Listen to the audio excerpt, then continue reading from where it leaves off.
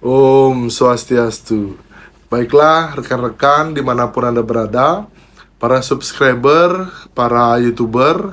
Jadi rekan-rekan yang sudah melakukan subscribe, kembali lagi dengan channel saya, yaitu channel Mangku Surya.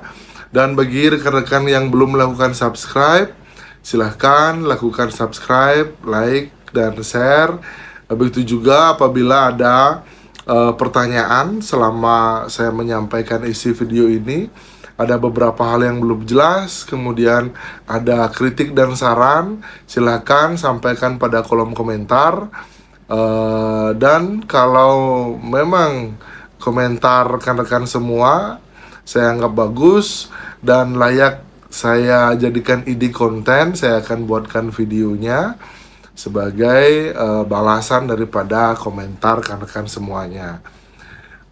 Baiklah, pada kesempatan kali ini mungkin video saya kali ini agak sedikit berbeda pokok pembahasan dengan video-video sebelumnya, di mana video sebelumnya saya membahas banyak tentang filsafat, kemudian tatwa yang berhubungan dengan kepemangkuan, yaitu kebetulan saya sendiri sebagai mangku, yaitu channel saya Mangku Surya namanya. Jadi saya membahas awal mengenai pemangkuan, dan pada kesempatan kali ini saya akan membahas tentang tujuan kelahiran Nak Bali.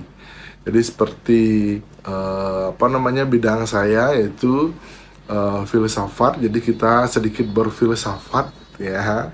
Kita bermain filsafat dan bermain logika. Jadi kira-kira apa sih tujuan kelahiran Nak Bali? Yaitu kalau kelahiran atau kita sebut sebagai pelekadan.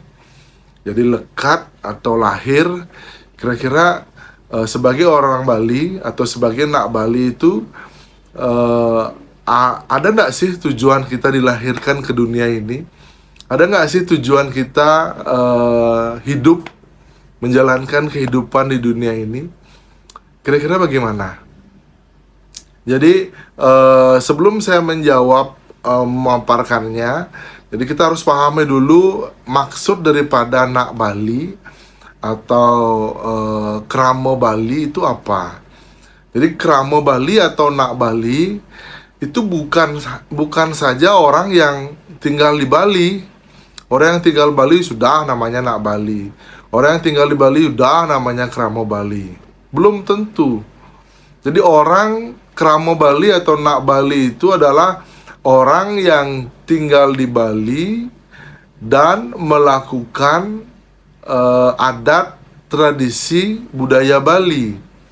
Jadi tradisi Bali itu berkaitan dengan religius, dengan agama, kemudian dengan sosial, kemudian dengan kegiatan adatnya, baik itu dia di Bali dan juga mungkin kalau sudah melakukan tradisi adat Bali, mungkin dia berada di Lampung, dan lain sebagainya, di Sumatera atau di Kalimantan, itu juga bisa disebut sebagai Nak Bali karena melakukan adat dan tradisi budaya Bali. Tapi ya kalau Nusantara, kita berlandaskan Nusantara, yang lebih baik janganlah kalau Bali, biar di Bali saja. Biarnya kita dibilang membalikan Kalimantan, membalikan Sulawesi, biar tidak seperti itu. Jadi galilah budaya yang ada di tempat tinggal kalian masing-masing. Jadi Nak Bali itu adalah khusus orang Bali yang tinggal di Bali dan menjalankan tradisi dan adat budaya Bali. Nah, jadi orang yang seperti itu ada nggak sih tujuan kelahirannya, atau kita sebut sebagai pelekadan kelahiran? Ada nggak sih tujuannya? Kita ketahui setelah kita lahir ke dunia ini, mungkin sebelum lahir dalam kandungan itu sudah dibuatkan upacara menggedong-gedongan. Kemudian setelah lahir dibuatkan upacara bayi baru lahir. Setelah kepus-puser atau 12 hari dibuatkan upacara kepus-puser. 42 hari dibuatkan upacara pecolongan. Kemudian 3 bulan, 6 bulan, dan setiap 6 bulan atau setiap otonan. Kemudian ada menek kelih atau mulai menginjak remaja, kemudian ada potong gigi atau metatah, mesangih, mepandes, kemudian ada perkawinan, dan ada beberapa tingkatan upacara manusianya yang harus dilakukan oleh orang Bali ini atau Nak Bali ini. Nah, apakah ada hubungannya dengan hal seperti itu? Jadi kita ketahui bahwa orang Bali atau Nak Bali ini yang akan menjadi manusia ini, akan hidup menjadi manusia, sejak dari kandungan itu sudah mulai disucikan. Jadi sudah mulai diberikan upacara penyucian.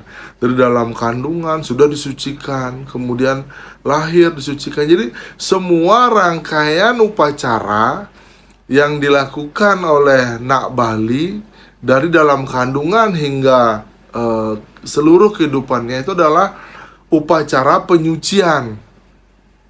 Nah, kenapa orang Bali itu disucikan?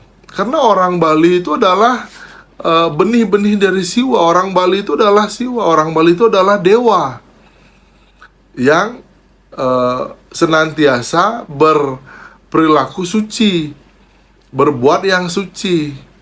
Jadi tujuan kelahiran daripada Nak Bali ini adalah untuk menyucikan diri. Bagaimana caranya kita berpikir yang suci, berkata yang suci, berbuat yang suci? Yaitu dengan upacara-upacara penyucian. Upacara itu secara ritual sebagai pengingat kita, oh ya, saya orang suci. Saya sudah dari dalam kandungan sudah disucikan. Dari benih sudah suci. Kemudian lahir sudah disucikan. Kemudian besar disucikan juga. Sampai menginjak dewasa pun disucikan, menikah juga disucikan. Jadi saya ini adalah orang suci. Ketika Anda menyadari diri sebagai orang yang disucikan dari dalam kandungan, harusnya Anda berpikir, berkata, berbuat yang suci juga. Jadinya dengan harapan adalah leluhur kita membuatkan sebuah tradisi, yaitu sebuah tatanan adat, tatanan budaya, tatanan agama yang sedemikian rupa itu untuk menjadikan generasi atau keturunannya adalah orang-orang yang suci, orang-orang benar-benar yang suci, orang mulia.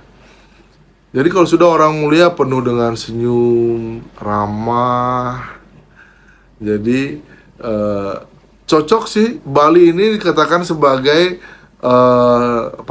pulau surga. Jadi orang-orang yang ada di Bali ini sebenarnya orang-orang yang penghuni surga, orang yang suci, orang yang memiliki sifat dewa. Nah, begitu. Jadi secara singkat, pelekatan orang Bali atau kelahiran daripada Nak Bali ini adalah untuk pertama itu adalah untuk menyucikan diri. Untuk menyucikan diri. Kemudian yang kedua untuk merubah sikap dari yang tidak suci kemudian menjadi suci. Misalkan gini. Jadi ada dia memiliki bibit yang memang bibit tidak suci, dalam arti misalnya kan bibit gen yang suka mencuri, gen yang suka apa dan lain sebagainya. Ketika dia lahir, ini diharapkan oleh orang tuanya supaya tidak gen saya yang suka suka mencuri, gen saya yang suka menjelek-jelekkan orang itu biar tidak masuklah ke dalam anak ini. Nah, begitu. Jadi ada juga pengharapan orang tua di dalam sebuah kelahiran Nak Bali. Jadi di dalam upacara itu juga orang tuanya berharap, misalnya dalam kandungan, ya nak, semoga nanti kamu menjadi gen yang baik, menjadi anak yang baik, generasi yang baik, supaya jelek-jelek bapak tidak diambil gitu misalkan ya. Misalnya kamu misalnya bapaknya tahu, misalnya bapaknya suka apa namanya ya berkata-kata kasar atau suka emosian, semoga kamu tidak emosian seperti bapak dan lain sebagainya.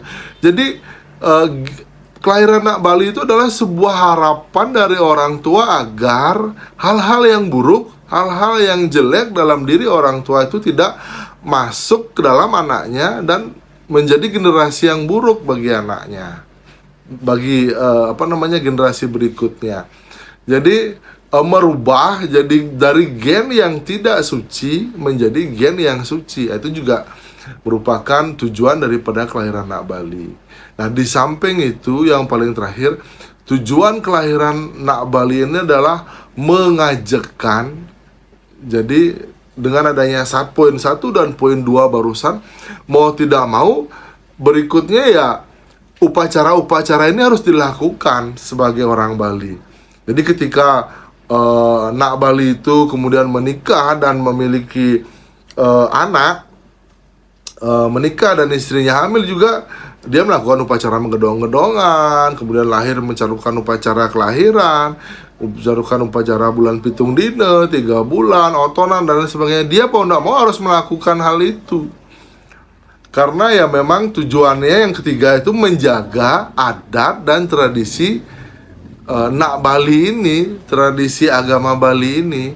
Jadi begitulah tujuan kelahirannya. Jadi secara 1, 2, 3 itu memiliki kesinambungan, yaitu tidak terpisahkan satu dengan yang lainnya.